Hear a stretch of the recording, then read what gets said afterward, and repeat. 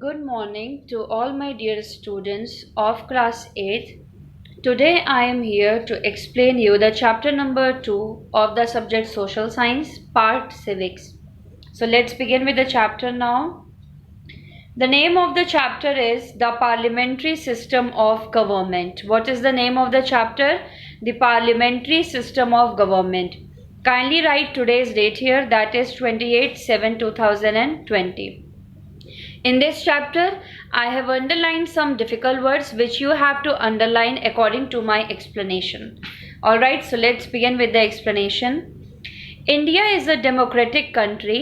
A democratic country is one in which people of the nation participates in the functions of the government and there is political, social and economic equality. Fundamental rights are guaranteed to all citizens irrespective of caste, class, creed, or gender. An important feature of a democratic government is that it is responsible to the people. If the people are not satisfied with government policies, they can change it through elections.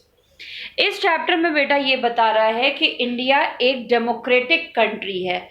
Democratic country का क्या मतलब है? Democratic country का ये मतलब है कि जहाँ की जनता को, जिस देश की जनता को अपनी गवर्नमेंट खुद चुनने का अधिकार होता है, वोट देने के अकॉर्डिंग, वोट देने पर उनको अधिकार दिया जाता है वोट देकर अपनी गवर्नमेंट को खुद चुनने का। ऐसे देश को हम डेमोक्रेटिक कंट्री कहते हैं। डेमोक्रेटिक कंट्री में हर एक सिटीजन ऑफ इंडिया को या हर एक डेमोक्रेटिक कंट्री में उसमें रहने वाले सिटीजन को कुछ फंडामेंटल राइट्स दिए जाते हैं।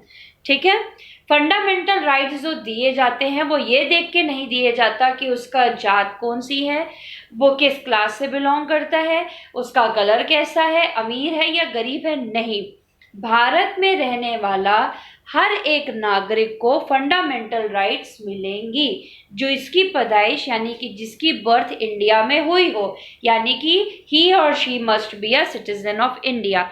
एक पर्सन सिटीजन ऑफ इंडिया तभी कहलाता है जब उसकी बर्थ इंडिया में हुई हो। तो ये था पहला पैराग्राफ के बारे में।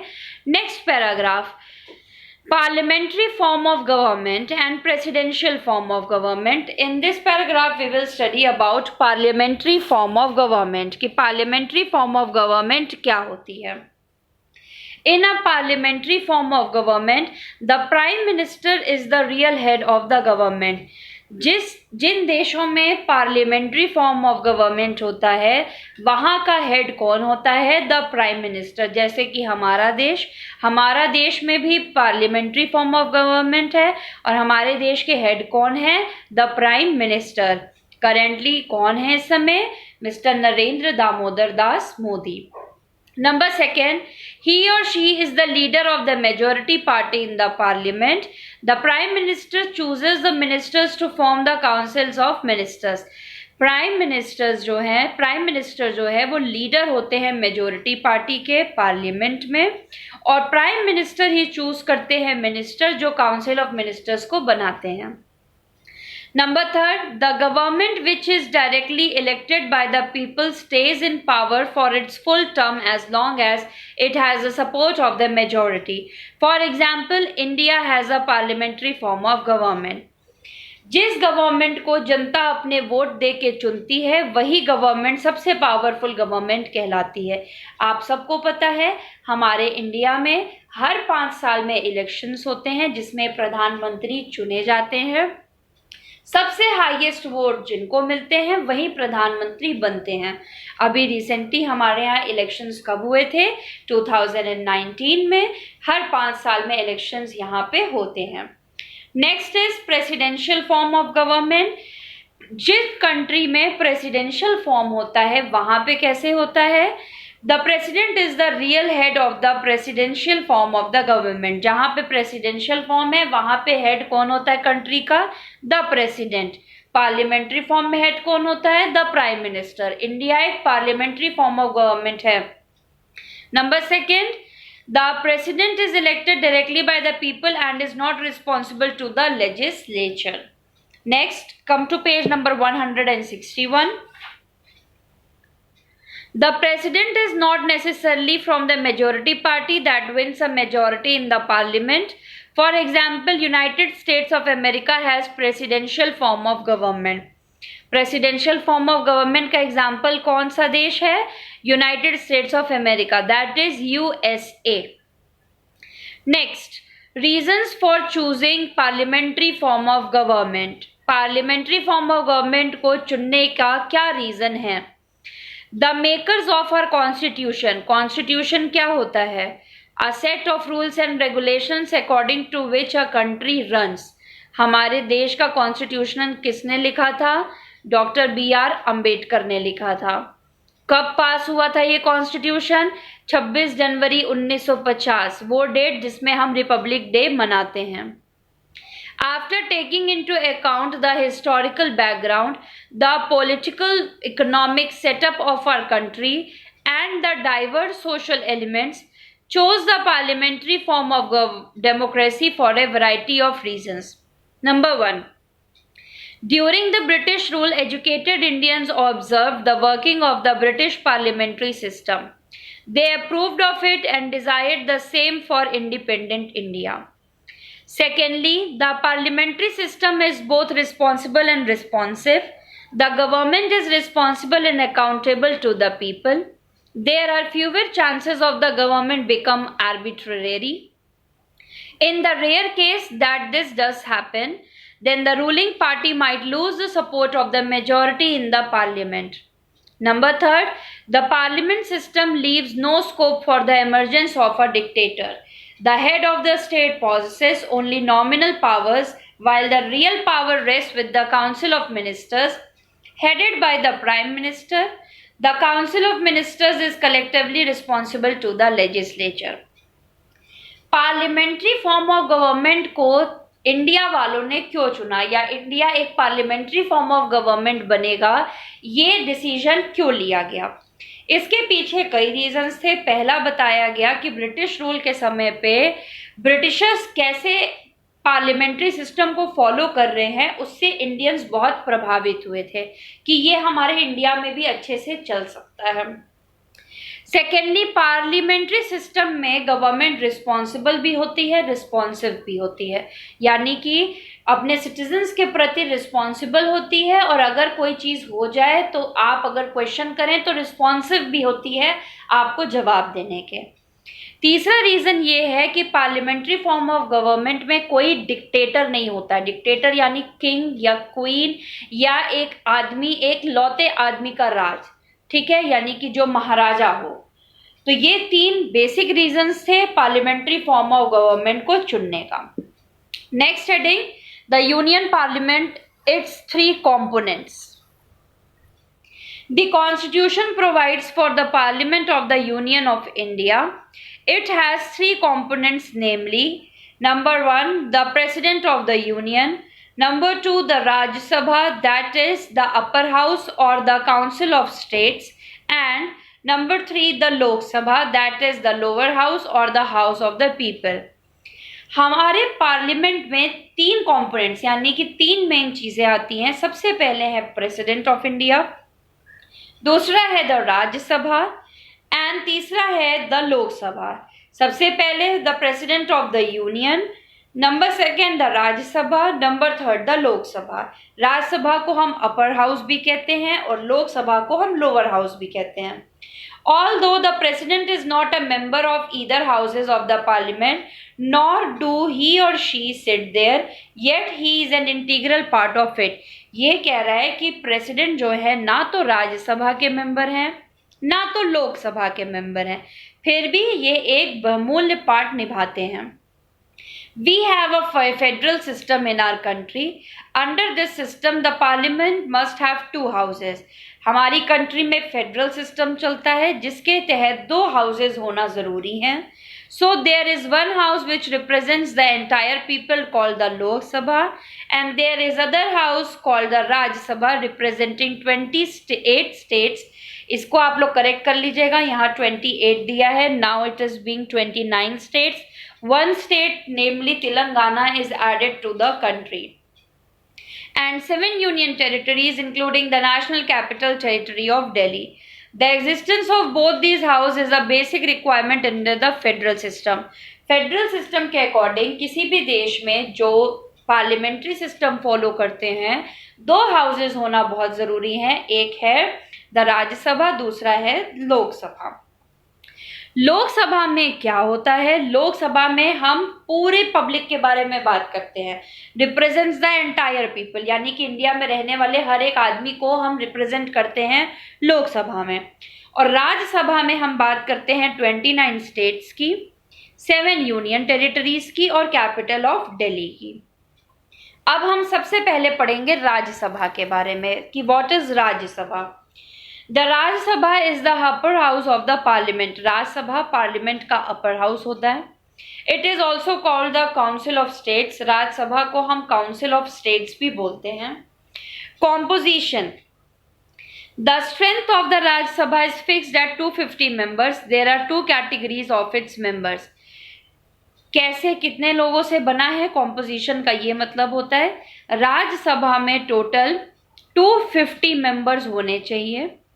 इनके मेंबर्स को 2 कैटेगरी में बांटा गया है।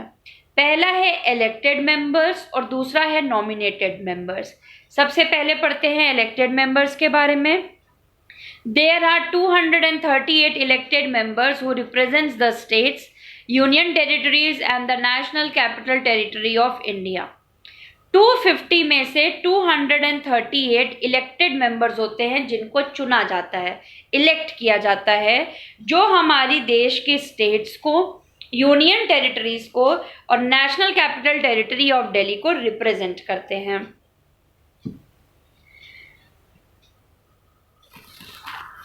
Goa, Manipur, Meghalaya, Mizoram, Nagaland, Sikkim, Tripura send only 1 member each to the Rajya Sabha.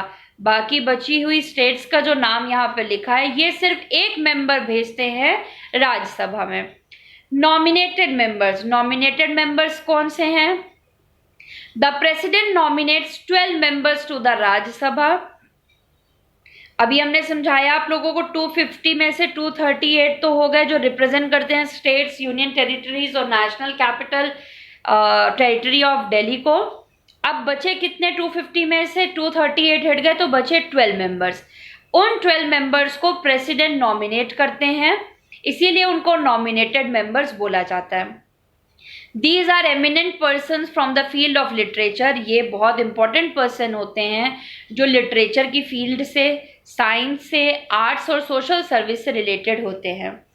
They are nominated for 6 years with a provision that 1/3, that is 4 out of 12, shall retire after every 2 years. इनको 6 सालों के लिए चुना जाता है, लेकिन ये भी बोला जाता है कि इनमें से 4 यानी कि 12 में से 4 हर 2 साल में रिटायर होने चाहिए। Actually, these nominations are made by the President on the advice and recommendations of the Prime Minister. In members का जो चयन होता है या इन मेंबर्स को जो चुनते हैं प्रेसिडेंट, वो प्राइम मिनिस्टर के कहने पे या प्राइम मिनिस्टर से सजेशंस लेने के बाद ही चुनते हैं। Election to the Rajya Sabha, next topic is election to the Rajya Sabha, यानी कि राज्यसभा का इलेक्शन कैसे होता है। The members of the Rajya Sabha from each state are elected by the members of the legislative assembly, that is lower house of the state, by means of proportional representation through the single transferable vote system. Election कैसे होता है राज्यसभा में, यानी कि राज्यसभा के members को कैसे चुना जाता है? हर स्टेट के मेंबर को वोट के आधार पर, यानी कि सिंगल टाइम वोट के आधार पे चुना जाता है। Presiding officer, the vice president of India is the presiding officer of the Rajya Sabha. Rajya Sabha का प्रिसाइडिंग ऑफिसर कौन होते हैं? Vice president of India. He or she functions as the chairman of the Rajya Sabha and is assisted by the deputy chairman who is elected by the members. They maintain discipline in the house. Presiding officers का क्या काम होता है? To maintain discipline in the house. Next we will study about the Lok Sabha. Rajya Sabha के बारे में हमने पढ़ लिया, अब हम पढ़ेंगे लोकसभा के बारे में, जिसको हम लोअर हाउस या the house of the people भी कहते हैं। The Lok Sabha is also known as the House of the People or the lower house. Almost all its members are directly elected by citizens of India. It is more powerful of the two houses and can precede or overrule the Rajya Sabha in certain matters. Lok Sabha को राज्यसभा से ज्यादा powerful माना गया है और राज्यसभा के कुछ matters को डिक्लाइन करके अपना मैटर वो रख सकते हैं. Composition. The Lok Sabha can have up to 552 members as envisaged in the Constitution of India. According to the Constitution of India, Lok Sabha में total 552 members हो सकते हैं. It has a term of 5 years, but it may be dissolved earlier by the President in the event of no party getting a majority. ये 5 साल के लिए valid होते हैं, लेकिन प्रेसिडेंट अगर चाहें तो उन्हें 5 साल के पहले ख़त्म कर सकते हैं अगर किसी मेजॉरिटी पार्टी को, यानी कि किसी एक पार्टी को मेजॉरिटी वोट नहीं मिले तो.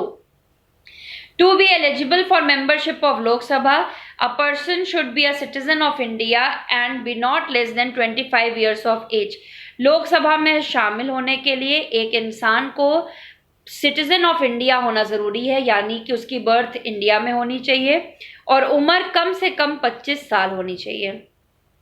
Up to 530 members can be elected from the states, up to 20 members from the union territories and not more than 2 members can be nominated by the president of India. इसमें 530 members को चुना जाता है state से, यानी कि राज्यों से, 20 मेंबर्स को यूनियन टेरिटरीज से और सिर्फ 2 बंदों को डोमिनेट करते हैं the president of India. As of now the Lok Sabha has 545 members, 530 members from the states, 13 members from the union territories and 2 nominated members representing the Anglo Indian community. आज के टाइम पे बात करें तो लोकसभा में 545 मेंबर्स हैं, जिसमें से 530 स्टेट से हैं, 13 मेंबर यूनियन टेरिटरी से हैं और 2 नॉमिनेट किए गए हैं प्रेसिडेंट के द्वारा. Some seats are reserve for the representatives of schedule caste and schedule tribes, और कुछ सीट्स को रिजर्व किया जाता है उन लोगों के लिए जो शेड्यूल कास्ट और शेड्यूल ट्राइब से बिलोंग करते हैं. The representatives from states and union territories are directly elected by the people on the basis of universal adult suffrage. To be eligible for membership of the Lok Sabha, a person should be a citizen of India, ये मैंने बताया ही, be at least 25 years of age. लोक सभा में शामिल होने के लिए एक पर्सन को सिटीजन ऑफ इंडिया होना ज़रूरी है, कम से कम 25 साल उसकी उम्र होनी चाहिए, बी ऑफ साउंड माइंड, यानी कि स्मार्ट दिमाग का, इंटेलिजेंट होना चाहिए, नॉट बी बैंकरप्ट, यानी कि ऐसा कोई उसका रिकॉर्ड नहीं होना चाहिए कि उसने कोई चोरी या कोई धोखा या ऐसा कुछ किया हो. Not be convicted in a criminal case, और किसी भी क्रिमिनल केस में वो इन्वॉल्व ना हुआ हो. Term. The term of the Lok Sabha is 5 years, but it can be dissolved before it completes its 5 years term. The term of the Lok Sabha can be extended during a national emergency. Presiding officer. The presiding officers of the Lok Sabha is called the speaker. लोक सभा के presiding officer को हम क्या कहते हैं? Speaker. The members of the Lok Sabha elect the speaker and the deputy speaker. The speaker maintains discipline in the house. लोक सभा में डिसिप्लिन कौन मेंटेन करता है? The speaker. Powers and functions of the parliament. अब हम पढ़ेंगे powers और functions of the parliament के बारे में. The main function of the parliament is to frame laws, but it performs many other functions as well. They are as follows. ये कह रहा है कि पार्लियामेंट का मेन फंक्शन होता है लॉ को बनाना, बट इसके अलावा कुछ और फंक्शंस भी परफॉर्म होते हैं. इनको हम पढ़ते हैं. पहला है law making body. It frames new laws, नए नए लॉ बनाता है पार्लियामेंट, एंड अमेंड्स और रिपील्स देम. अमेंड्स का मतलब होता है चेंजेस करना, अमेंडमेंट का मतलब होता है कि कोई लॉ बना है उसमें चेंजेस करना. If necessary on all the 97 subjects of the union list and all the residuary subjects which have not found a place in any of the list, in certain cases it can enact laws on the subjects of the state list also. The Parliament, along with the state legislature, can pass law regarding the 47 subjects to the concurrent list. In case of any clash, the law passed by the Parliament shall prevail. The Union Parliament has the sole right to amend the Constitution, although in certain cases these amendments should be ratified by a majority of the states. The states can in no case initiate an amendment to the Constitution. ये कह रहा है कि parliament एक law making body है जो नए नए लॉज बना सकती है और कुछ अमेंडमेंट्स कर सकती है कॉन्स्टिट्यूशन में भी, ठीक है, चेंजेस कर सकती है। लेकिन अगर स्टेट्स के लोग चाहें या स्टेट्स चाहें तो इन अमेंडमेंट्स को रोका भी जा सकता है। Financial control, Parliament exercises control over the government's income acquired through taxes and its expenditure for public services. The Parliament provides the ways and means to raise the revenue required and also ensures that the money that was granted has been spent for the authorized purposes. The government puts its annual financial statement or the budget before the Parliament every year. This shows the income of the government in detail and how it will be spent. The Parliament has to pass it. If it does not, the government resigns. Financial control सबसे important मुद्दा है parliament का। Parliament के पास government के पैसों का हर एक हिसाब होता है, चाहे वो पैसे लोगों से टैक्स के द्वारा लिए गए हों या पब्लिक सर्विसेज करके लिए गए हों। उनके पास हर एक रिकॉर्ड होता है कि गवर्नमेंट का पैसा कितना गवर्नमेंट के पास आ रहा है यानी इनकम हो रही है और कितना खर्च हो रहा है यानी एक्सपेंडिचर हो रहा है। जो पैसा जिस खर्च के लिए बोला गया है वो वहीं पे खर्च हो, ठीक है। हर साल गवर्नमेंट अपना इनकम और एक्सपेंडिचर दोनों पार्लियामेंट के सामने पेश करता है, ठीक है। पार्लियामेंट जब तक उसको पास नहीं करती है तब तक गवर्नमेंट आगे काम नहीं कर सकती, और अगर पार्लियामेंट ने उसको फेल कर दिया, बजट को फेल कर दिया, तो गवर्नमेंट रिजाइन कर देती है। Control over executive, the parliament keeps a check on the ministers and their work. Members of the parliament have the right to question the ministers about the working of their ministers. This is usually done during the question hour. During the 0 hour, which starts immediately after the question hour, members can raise issues of public interest. If it is not satisfied with the functioning of the ministers, the Lok Sabha can pass a vote of no confidence. This is passed to remove the government from power. Given below is a sample of question asked by a member of a minister. इसमें basically क्या कह रहा है? Control over executive, parliament अपने ministers पे भी check रखता है, ठीक है। मेंबर्स को भी अपॉर्चुनिटी देता है कि आपको एक क्वेश्चन आवर दिया जाएगा जिसके तहत आप गवर्नमेंट से कुछ क्वेश्चन पूछ सकते हैं, लेकिन ये क्वेश्चन आवर 0 आवर के पहले होता है। 0 आवर में गवर्नमेंट सवाल पूछती है मेंबर्स से, ठीक है। Judicial functions and electoral functions कुछ और इम्पॉर्टेंट फंक्शंस एंड पावर्स हैं पार्लियामेंट के। Next is relationship between the two houses. अब हम देखेंगे कि राज्यसभा और लोकसभा के बीच में रिलेशनशिप कैसा है। Theoretically speaking the Lok Sabha and the Rajya Sabha enjoy equal powers. ये कह रहा है कि अगर हम पढ़ें तो हमें यही समझ में आता है कि लोकसभा और राज्यसभा के पास इक्वल पावर्स आते हैं। But we cannot overlook the fact that the Lok Sabha represents the people and is elected by the people. On the other hand, the Rajya Sabha represents the states of the Indian Union and its members are elected indirectly by the members of the state legislative assemblies.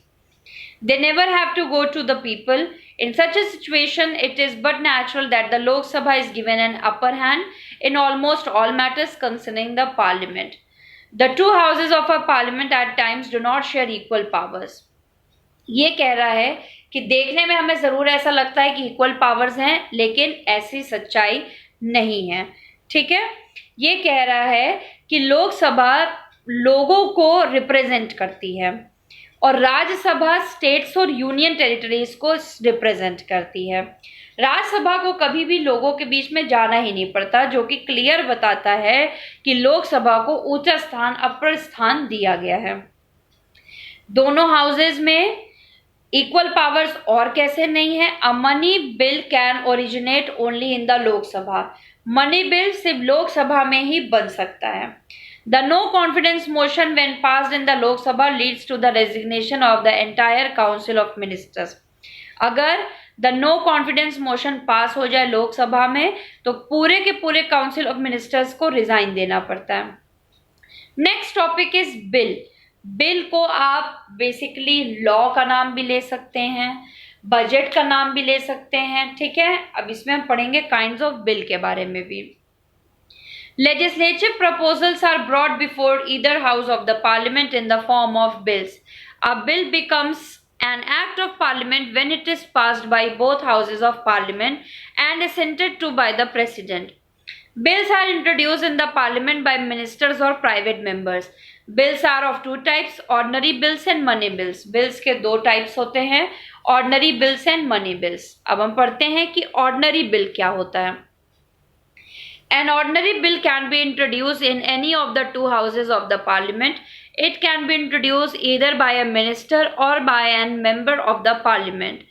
The ordinary bill goes through 3 readings in each house. Ordinary bill कहीं भी पास हो सकता है, चाहे वो lower house में हो चाहे वो अपर हाउस में, लेकिन ऑर्डिनरी बिल 3 रीडिंग से गुजरता है हर हाउस के। मनी बिल क्या है? No money bill can be introduced without the prior permission of the president. Money bill तब तक इंट्रोड्यूस नहीं किया जाता जब तक प्रेसिडेंट की परमिशन ना मिले। A money bill can originate only in the Lok Sabha. Money bill सिर्फ लोकसभा में ही बनना चाहिए। When any money bill is passed by the Lok Sabha, the Rajya Sabha has no power whatsoever to make a change in it against the will of the Lok Sabha. अगर एक money bill Lok Sabha में पास हो गया तो राज्यसभा के पास कोई भी power नहीं है कि उसमें कोई चेंजेस कर सके। It can at the most delay a money bill by sitting over it for 14 days. After the expiry of the period, the bill is supposed to be passed by the Rajya Sabha and can be sent for the president's signatures. How a bill becomes a law. एक bill law कैसे बनता है हमारे India में, इसमें हम ये पढ़ेंगे। There are 3 stages through which a bill has to pass before it becomes a law. Law बनने से पहले एक बिल को 3 स्टेजेस से गुजरना पड़ता है। इन स्टेजेस को हम पढ़ेंगे। सबसे पहले a minister or member seeks the permission of the house to introduce a bill. The member then states his purpose. All members of the house are given copies of the bill. This is called the first reading. सबसे पहली reading में क्या होता है? एक minister permission लेता है house की बिल को इंट्रोड्यूस करने में। फिर उस बिल का क्या पर्पस है, किस लिए वो बिल पास किया जाए या बन रहा है, इसके बारे में सबको बताया जाता है और वहां बैठे सारे मौजूद मेंबर्स को उस बिल की एक एक कॉपी दे दी जाती है पढ़ने के लिए। इसको हम बोलते हैं द फर्स्ट रीडिंग। दूसरा, at the second reading stage there are discussions on the bill. Members may suggest changes which are taken into consideration. A committee of selected members may scrutinize the bill at this stage. Second reading में सारे members के पास एक एक copy होती है। जब आप उसको पढ़ते हैं तो वो अपने सजेशंस दे सकते हैं कि इस बिल में क्या कमी है या क्या सुधार हो सकता है, जिसके तहत एक कमेटी उस बिल में अभी भी चेंजेस कर सकती है। तो ये था इसका दूसरा stage. Third, the bill is presented to the members after it is drafted with the changes. This final form is put to vote. If the majority of the members vote is favor of it, the bill is passed and sent to the other house. This is the third reading stage.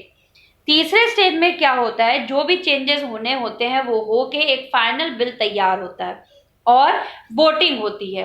अगर उस bill को maximum vote मिल गए तो वो bill pass होके दूसरे house में भेज दिया जाता है। तो ये थे 3 स्टेजेस बिल बनाने के। इसके आगे पढ़ते हैं। फिर जब ये बिल दूसरे हाउस में भेजा जाता है, after a bill is sent to the other house, it goes through all the stages it had gone through the first house. फिर दूसरे हाउस में भी यही 3 स्टेजेस फॉलो होती हैं, first reading, second reading and third reading, जैसे पहले house में हुई। द सेकेंड हाउस में return the bill with the suggestion. अब सेकेंड हाउस भी उस बने हुए बिल में कुछ चेंजेस सजेशंस कर सकते हैं। If these suggestions are not accepted by the first house, the president calls for a joint session of the two houses.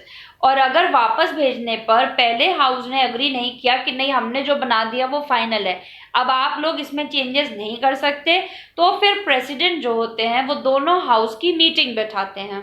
When the bill is passed by the joint session, it is sent for the president assent. फिर दोनों houses के लोगों को बिठा के जो भी changes होते हैं बिल में किए जाते हैं और फाइनली उस बिल को प्रेसिडेंट के पास भेजा जाता है. The president can either sign the bill or send it back with suggestions. After further discussion, the parliament returns the bill to the president with or without the suggested changes. When the bill is returned, the president signs it and the bill becomes the law. It is then referred to as an act. और finally, president को अगर लगता है कि इस bill में सब कुछ सही लिखा है तो वो उस पर सिग्नेचर कर देंगे, और अगर नहीं तो वो उस बिल को वापस भेज देंगे चेंजेस करने के लिए. और फिर वो चेंजेस हो के आने के बाद जो फाइनल बिल होता है उस पर जब प्रेसिडेंट सिग्नेचर करते हैं तो वो बिल पास किया जाता है, जिसको हम एक्ट भी बोलते हैं. तो आप समझ गए कि कोई भी बिल को लॉ या एक्ट बनने में कितनी स्टेजेस से गुजरना पड़ता है. Last topic of this chapter is who are the people in the parliament. The parliament now has more and more people for different backgrounds. Thus, there are more rural members and members from many regional parties. Groups which were not represented for long in the parliament are now being elected. There has been an increase in political participation from the Dalits and the backward caste and the minorities. A representative of democracy cannot produce a perfect reflection of a society if it does not give historically marginalized societies adequate representation. For this, seats for SCs and STs, scheduled castes and scheduled tribes are reserved in the parliament. Likewise, it is suggested that women should get 33% reservation in parliament. The bill is still pending, but it is likely to strengthen the democracy. ये बता रहा है कि अब लोगों ने suggest किया है कि पार्लियामेंट में SC, ST यानी schedule caste and schedule tribes के लोग भी शामिल होने चाहिए, और जितने मेंबर्स हैं उनके 33% संख्या फीमेल्स को भी शामिल करना चाहिए. अभी ये बिल पास तो नहीं हुआ है लेकिन इस पे बातचीत चल रही है. So students, this was the explanation of this chapter. Now let's come to the exercises. Exercise number B, choose the correct answer. Number 1, the maximum strength of the Rajya Sabha can be 250. हमने ये पढ़ा है राज्य सभा में maximum कितने members हो सकते हैं, 250. Number 2, who heads the राज्य सभा. राज्य सभा को हेड कौन होता है, vice president. Number 3, the maximum number of seat in the लोक सभा is 552. लोक सभा की मैक्सिमम सीट्स कितनी होती है, 552. Number 4, this is also called the Council of States, Raj Sabha. Take on Raj Sabha. So number 1 is 250, Vice President 552, and last is Raj Sabha. Number C, correct the following statements. नीचे लिखे गए कुछ statements गलत दिए हुए हैं, यानी कि उसके कुछ शब्द गलत हैं. हमें उन शब्दों को चेंज करके इस स्टेटमेंट को करेक्ट करना है. जैसे कि पहला statement, in a parliamentary form of government, the president is the real head of the government. Cut the word president and write their prime minister. तो अब ये स्टेटमेंट क्या हो गया, in a parliamentary form of government हमने पढ़ा भी था, प्रेसिडेंट रियल हेड होता है तो प्राइम मिनिस्टर रियल हेड होते हैं, तो the prime minister is the real head of the government. Number 2, India has a presidential form of government. No, शुरू से हम यही पढ़ रहे हैं, India has a parliamentary form of government. Next, come to page number 168. Number 3, the members of the Raj Sabha are elected directly by the people. Cut the word Raj, write here Lok Sabha. Number 4, a money bill can be introduced in either house of parliament. Cut the word a money, write here an ordinary bill. Number 5, there are 5 stages through which a bill has to pass before it becomes a law. No, 5 नहीं 3 stages होती हैं. तीनों stages मैंने आप लोगों को अभी समझाई हैं. Next, exercise number D, filling the blanks. Filling the blanks with the appropriate word from the list. यहाँ पे लिस्ट दी है, एप्रोप्रिएट वर्ड चुन के हमें ब्लैंक्स को फिल करना है। Number 1, a democratic government is responsible to the people. Number 2, the parliamentary system is both responsible and responsive. Number 3, all the members of the Lok Sabha are elected directly by the people. Number 4, the Union Parliament has the sole right to amend the Constitution. Number 5, in case of money bills, the Rajya Sabha has been given virtually no powers. Again, let's revise. Number 1, people. Number 2, responsible and responsive. Number 3, directly. Number 4, constitution. And number 5, money. Next exercise number E. Write true or false for the following. Some statements are given there. You have to write true for the right statement and false for the wrong statement. Number 1, the Rajya Sabha is a permanent house. False. Lok Sabha is a permanent house. The Lok Sabha is presided over by the speaker. True. Yes, Lok Sabha is presided by the speaker. Number 3, the members of the Rajya Sabha are elected by the people. False. The minimum age of the membership of the Lok Sabha is 30 years. False. ये 25 years होनी चाहिए minimum age. Number 5, a money bill can be initiated in the Rajya Sabha. False. हमने पढ़ा था ordinary bill Rajya Sabha Lok Sabha कहीं भी बन सकता है, लेकिन मनी बिल सिर्फ लोकसभा में ही बन सकता है. So let's revise again. False, true, false, false and false. So that's all for the today's class. Our chapter number 2 of the civics is completed today. Explanation, exercises and everything. Question answers will be given to you in the homework. Thank you very much.